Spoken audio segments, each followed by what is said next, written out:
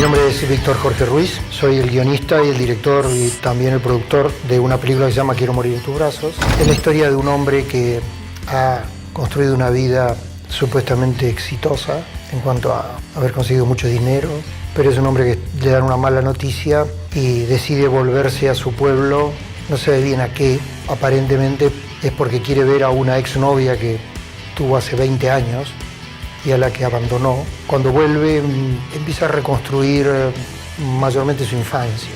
La gente mayormente en este sistema es un sistema que nos va llevando a vivir la vida de una forma equivocada. Y cuando tenemos que tomar decisiones o cuando el destino nos pone frente a una iniciativa con respecto al futuro o un cuestionamiento a cómo venimos para cambiar o para, es decir, nos da una oportunidad, generalmente la desperdiciamos. Que es lo que le pasa a este hombre, que termina solo, perdido, es decir, sin entender muy bien las cosas y se aferra al pasado un poco por eso. Él empieza a recordar, a tener certezas del pasado, cuando él tenía supuestamente otras ilusiones u otras perspectivas, ¿no? Y el guión lo escribí yo solo. Me ayudó una amiga, Katy Aleman, me ayudó al principio. Yo le di el primer tratamiento que a mí me parecía no iba a llegar a ninguna parte. Y allí tenía una idea, un tipo que le pasa esto, después le pasa esto y no sé cómo va a terminar, ¿no? Pero no tenía nada amarrado en el medio. Bueno, ella me dijo, no está tan mal como vos me decís. Me dio el empujón, si no yo a lo mejor lo abandonaba, ¿no? Pero lo escribí solo. Sí, está filmada en Esquel y en un pueblo que es mi pueblo, que se llama Alto Río Senguer, que está a 300 kilómetros al sur de Esquel. El rodaje estaba planeado para 6 semanas. Cuando cumplimos la 4ª semana nos tuvimos que volver sin hacer los interiores porque el Inca, con ese problema que tenía financiero, no nos pudo dar la mitad de la cuota de rodaje, entonces no pude seguir. Así que se paró 2 meses y terminé acá 1 semana y un poco más. Los actores sí son Roberto Vallejos y Melina Petriela, son los protagónicos. Después está Alberto Jaca, que hace el padre del protagónico en el pasado, Marcelo Piraíno, que es el amigo, y después son actores de allá, y Jorge Sabaté, que es de acá, porque acá la película comienza en Buenos Aires. Como siempre sucede, en este caso no tanto en el caso de Roberto, sino en el caso de ella, de Melina, el personaje cambió un poco. Siempre pasa eso, hay que conciliar entre lo que está escrito y el actor, porque nunca es exactamente, hay matices que uno puede forzar en el actor, porque si no el actor uno lo obliga a fingir. Yo soy un director que diseña, ¿no? Soy un director que cree que pues, una película es un diseño. Entonces, llevo al rodaje con la película vista, ¿no? Yo encuadro la película antes, es decir, la veo, la encuadro, y cuando llego al rodaje todo lo que aparece se me aparece como una alternativa o como la última puntada de lo que está en el encuadre, ¿no? Porque el rodaje pues no es tanto una creación, sino más bien una ejecución. No me supedito a repetir como lo fundamental, ¿no? Así que filmo poco. Y a los actores generalmente a mí no me gusta hablar mucho con los actores en el rodaje, creo que hay que hablar antes. Acá fue un rodaje extraño porque fundamentalmente en el sur fueron exteriores, y los exteriores, imagínate, el sol salía a 9:30 de la mañana y se ponía a las 4:30, ya no se podía filmar, así que las jornadas eran cortas. Para mí el rodaje fueron vacaciones, aún en este caso con temperaturas muy, muy duras, en el medio de la nada, nevando, filmamos días enteros nevando, con los pies mojados. Pero yo me divertí. Hay un director que dice que el encuadre es la última escritura del guión, porque cuando uno encuadra se da cuenta que hay diálogos que sobran, que con la imagen es suficiente, o de pronto que falta algo, ¿no? Yo quiero que la gente esté con los personajes, que los siga, que los ame o los odie o lo que sea, pero que estén cerca, que estén con ellos. Que el relato cinematográfico va al subconsciente directamente, entonces es más allá que una ilustración, ¿no? Tiene que tocarle el subconsciente a la gente, tiene que movilizarlo. Creo mucho en el trabajo de los diálogos y creo en el trabajo de la imagen, por supuesto, es decir, para mí la diversión está ahí, ¿no? Comienzos de los 70, en mi opinión, el cine fue perdiendo la cualidad cinematográfica y se fue transformando,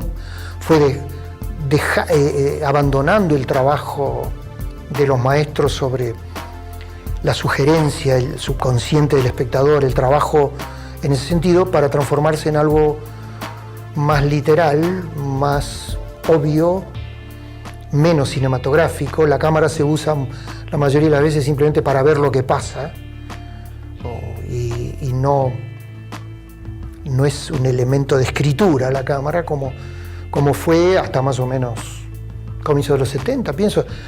Por supuesto que uno ve películas hoy día que son, yo veo películas que son como el cine que me gusta, que es ese, ¿no? Pero bueno, los tiempos cambian. Desgraciadamente yo no puedo cambiar. Mi nombre es Oscar Mazú y estoy a punto de estrenar El problema con los muertos es que son impuntuales, que es un documental de humor negro. El documental surge a partir de una operación que me hacen del corazón, por la que tuve mucho miedo, y después, durante el posoperatorio, comencé a pensar en la idea de una película por lo que me había pasado. Conocí a Ricardo Péculo, que es el tanatólogo más famoso, más importante del país. Trabaja con velorios temáticos, ataúdes temáticos y con el arte funerario en general. Me pareció muy particular y cruzo mi historia personal, la voy cruzando con la del tanatólogo. Parecía muy particular las cosas que decía, la forma de hacer su trabajo, y me pareció que era indicado, el personaje indicado. Lo googleé, hablé con él, le pedí una entrevista y le dije que quería hacer una película con él. Mi única investigación fue sentarme a hablar con él, y a partir de los apuntes que tomaba, yo iba escribiendo el guión. Y él me prometía que todo de lo que me hablaba me lo iba a conseguir, de manera que yo escribía el guión como si fuera una ficción. Rodamos sin que él supiera el guión, obviamente porque era un documental, y gracias a ese trabajo intenso en el guión, el rodaje llevó 3 semanas. Los elementos que conocí, que no suele uno ver corrientemente, justamente pasan por el atrás de escena de los velorios, de la preparación de cadáveres. Todo lo que una persona corriente que no trabaja en tanatología, digamos, todos hemos asistido alguna vez a un velorio, a un entierro, a una cremación, pero siempre del lado de afuera. Para poder hacer la película me metí del lado de adentro. Hemos tenido, por ejemplo, rodajes un día entero alrededor de un cadáver que estaban preparando, meternos con micrófonos en velorios. Hay escenas muy fuertes. A pesar de que la película es de humor negro, la gente se divierte bastante. Creo que es conmovedora si bien la película tiene un planteo filosófico, hay mucho juego con el tema del arte funerario, mirado desde el humor, ¿no? Nunca supe por qué elegí el cine. Sé que proyectaba a los 6 años en mi dormitorio, en mi infancia, y que cobraba entradas. Y después fui filmando cosas. A los 12 años hice un montaje con las imágenes de la llegada del hombre a la luna, que la vi 5 o 6 años más tarde de que sucedió, con una película de ciencia ficción del espacio. Antes de llegar al cine, estudié un año ingeniería química y después me decidí por el cine. Estudié en la Escuela Superior de Cinematografía y empecé a trabajar. Mi primer trabajo fue como jefe de producción. En mi anterior trabajo como director fue en el 2006-2007, La sombra del segundo, un largometraje sobre un desaparecido. El segundo es el nombre del desaparecido. La película consiste en que un sobrino de él recorre todo el derrotero que hizo su tío antes de desaparecer. He visto cosas y he sentido olores que no les recomiendo a nadie haciendo la película. Son inolvidables, son difíciles, y lo único que me queda es que no me quiero morir. Fue seleccionada en el Festival de Mar del Plata, le fue muy bien. La verdad es que estoy muy contento por la experiencia con el público, muy muy bien, y ojalá pase lo mismo acá en Buenos Aires. La verdad es que la película nos llevó a situaciones muy, muy particulares, muy divertidas en muchos casos, como La película tiene un ataúd como a manera de leitmotiv que avanza por distintos espacios, incluso avanza por el mar, avanza entre la gente. Gripeamos una cámara arriba del ataúd y provocábamos a la gente avanzando entre la gente en la calle Florida, o también recorría un bosque o un desierto, el mar. Fue muy difícil filmar las tomas del mar porque las olas nos tiraban el ataúd encima. Trabajamos con el director de fotografía, nos golpeó bastante el ataúd con el mar, o las reacciones de la gente en la calle. Las primeras pruebas de cámara salimos justo en el aniversario de la muerte de Néstor Kirchner, con lo cual creían que estábamos haciendo algo alusivo a él. Alguien me paró para decirme que estaba muy bien el ataúd si lo había hecho yo. Provoca las reacciones más diversas. La película es... En el Festival de Mar del Plata, en la charla con el público, alguien me preguntó si el ataúd que habíamos usado para filmar la película ya estaba lleno, por ejemplo. La película tiene momentos muy graciosos y momentos fuertes, realmente fuertes. Y como había trabajado mucho el guión, yo sabía dónde creía, esperaba yo, debía reírse la gente y dónde posiblemente irse de la sala. Y pasó todo, la gente se rió de todos los chistes que yo esperaba se riera, y en los momentos difíciles de una sala de 300 personas se fueron 5 o 6, o yo miraba al público y la gente se tapaba la cara, y le pedía al de al lado que le avisara cuando pasara eso, y seguían viéndola. Todo el mundo audiovisual, cine, ficción, documental, televisión, entrevistas, tecnología, notas, internet, eventos, festivales, estrenos. Todo lo que querés saber del cine argentino y de todo el mundo está acá. directoresabe.com.ar, el sitio del audiovisual.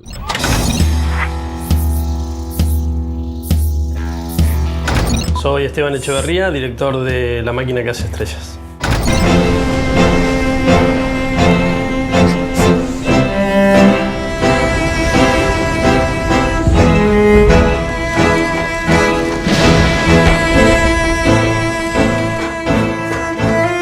¡Abuelo! ¡Abuelo, las estrellas! ¡Ya no están! Surgió de una idea de un pequeño corto, de un guión que tenía Sebastián Semproni, en ese momento era mi socio, y era un corto, digamos, una historia cortita. Entonces a mí me pareció que era muy interesante, nos pareció a todos que era interesante como para hacer un largo, que era nuestro sueño. Una cosa en ese momento imposible, ¿no? Nosotros decíamos que queríamos ser el Pixar argentino y bla, bla, bla. Y en ese momento no había nada, no se había hecho nada, solamente se había hecho algunos bocetos, algunas cositas en el cine argentino. Se hizo Gaturro, bueno, algunas, que era la primera película, y Plumíferos, las primeras películas 3D. Y nosotros queríamos dar como un pasito más y hacer algo incluso un poco más original, un poco más, no necesariamente anclado en personajes conocidos, sino una historia que a nosotros nos gustara en principio y pudiera plantear una nueva línea dentro de la animación. Y bueno, a mí me pareció interesante, lo tomé, empecé a pensar ese universo, lo transformé, le creé toda una mitología propia junto con Gerardo Pranteda, el otro guionista de la película, y bueno, se creó La Máquina que hace estrellas. La idea era un niño humano que viaja en sueños a arreglar la máquina que hace estrellas, y bueno, se encuentra con distintos problemas y demás. A mí me pareció que era interesante crear una mitología propia. Sacamos la idea de los humanos, sacamos la idea de que sea un sueño, sino que sea algo concreto. Transformamos este universo en el universo de los Molinet, de los protagonistas de la película. Le agregamos al abuelo, al padre, bueno, distintas situaciones e interacciones familiares y conflictos, y bueno, un guión más complejo que terminó siendo un largo. En total fueron 3 años, con un promedio de 80 personas en total que trabajaron en la película durante ese tiempo, con actores, animadores y todas las áreas posibles en un largometraje. Bueno, lo primero que se hace, por supuesto, es el guión. Una vez que está el guión aprobado, se graban las voces de los protagonistas. Esas son las voces finales. Nosotros las necesitamos sí o sí al principio, más filmar al actor lograr tener como una especie de backup o algo, una guía para los animadores. Muchas veces la personalidad del actor termina estando en el personaje. Con la voz logramos hacer el animatic. Y de los horribles Karnak y de la máquina que hace... Pilo Molinet. Basta, Pilo. Mira lo que hiciste. Una vez que ya está el tiempo en el animatic, ahí empieza todo el trabajo de animar, de texturizar, de iluminar. Bueno, es muy, muy complejo, más sumado en la estereoscopía o el 3D, como se llama comercialmente, que eso le agrega una dificultad grande y nueva. El rol de director en una película de animación es bastante complejo, sobre todo porque la paciencia que hay que tener es muy, muy, muy difícil. Porque una bajada que se hace, por ejemplo, a un animador o al director de fotografía o al director de cámaras o al director de lo que sea, tarda quizás 2 años o 2 años y medio en verse reflejado. Entonces lo que hay que hacer es un constante proceso de seguimiento día a día de cada uno, aunque sea milimétrico y aunque sea por frames, de tratar de ir viendo todo, que obviamente se hace imposible. Entonces lo que aparecen ahí son mucha cantidad de productores que ayudan a uno como director y asistente de dirección, por supuesto, a tratar de seguirle la línea a semejante caos. O sea, todas las decisiones estéticas y de arte fueron trabajadas con Nacho Flores Aguirre, que es el director de arte, y con un equipo de artistas. O sea, lo que pasaba también, por ejemplo, los personajes eran gatos, son de alguna forma, ahora parecen medios duendes, pero eran gatos azules, eran felinos, y salió Avatar. Entonces llegó un punto en que tuvimos que cambiarle el color a todos los personajes, y de hecho había una parte, un bosque que era todo iluminado, porque hay unos personajes que son los pandabás, que son como lucecitas, y lo tuvimos que sacar también. Hubo muchas cosas que la decisión fue arbitraria también, ¿no? Por cuestiones que pasan. Y eso pasa mucho en el cine de animación, que son tan largos los procesos que empiezan a aparecer cosas que son parecidas a lo que estás haciendo. Sí, proyectos hay de todo un poco, no necesariamente infantiles. Tenemos, por supuesto, es nuestra línea principal y como, en particular como autor es algo que me interesa mucho. Sobre todo la fantasía, más que infantil. Me parece que la fantasía inevitablemente va ligado al público más joven. Pero bueno, nosotros ahora que somos de 30 y pico, que crecimos con toda la fantasía, que crecimos con toda la televisión y demás, creo que ya vamos a verla también, ¿no? Somos también parte de ese público. Así que seguir con la fantasía, eso básicamente es la idea. Si la fantasía es para chicos o para adultos, lo dirá la propia idea. Pero es un poco lo que estamos laburando, y ahora estoy trabajando en un guión de un nuevo largo, un poco más ambicioso, un poco más grande. Mi sueño es realizarlo con apoyo de toda Latinoamérica, es un poco como la idea. Así que vamos a ver qué pasa, estamos ahí trabajando, hay buenas perspectivas. Y por otro lado, entrando a otras cosas que yo no conocía tanto, como la televisión y algunos mercados transmedia, o incluso también a tratar de meter una pata en videojuegos y eso, que me parece que son nuevas tecnologías y el futuro de la narrativa, me parece muy interesante. Estamos buscando e investigando un poco por todos lados.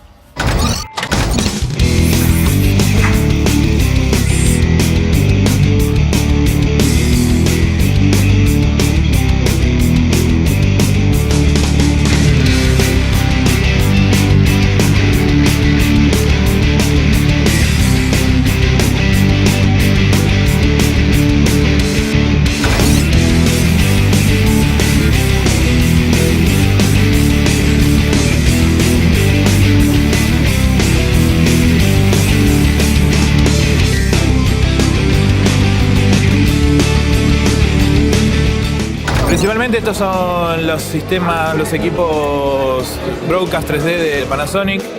Este equipo en particular son 2 cámaras trabajando en conjunto con 2 juegos de lentes, 2 juegos de CCD, 2 bloques ópticos y 2 encoders por separado. Los equipos estos vienen equipados con los sistemas de compresión ABC Intra, que son los que tienen premios internacionales. Las características principales, bueno, es un equipo que integra todo lo que es la parte de 3D en un solo cuerpo, con lo cual asegura o mejora todo lo que es el flujo del trabajo diario. De hecho, los ajustes los hacen automáticamente los equipos en base a los parámetros que elige el operador. Y obviamente nos ahorra el tema de andar trabajando con rigs o con varias cámaras que hay que ajustar independientemente, cada una respecto a la otra. Básicamente lo que ofrecen es mucha flexibilidad y un trabajo rápido.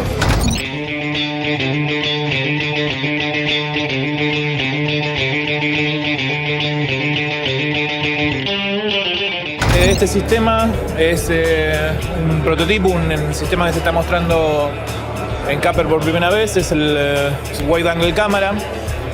Lo que hace es integrar 4 señales HD horizontalmente para poder lograr una panorámica de 160 grados de apertura. Está pensado para ser utilizado en eventos deportivos o eventos sociales donde se necesitan una toma única, muy amplia, y que después el equipo en sí permite realizar paneos, zoom y poder componer 2 señales o salir 2 señales independientes siempre en alta definición a través todo de una única señal grabada como si fuera un banner gigante, o no sé, una panorámica grande en video. La idea de esto es poder hacer una toma completa de todo un escenario, de todo un evento y poder elegir qué partes monitorear, ver o reproducir.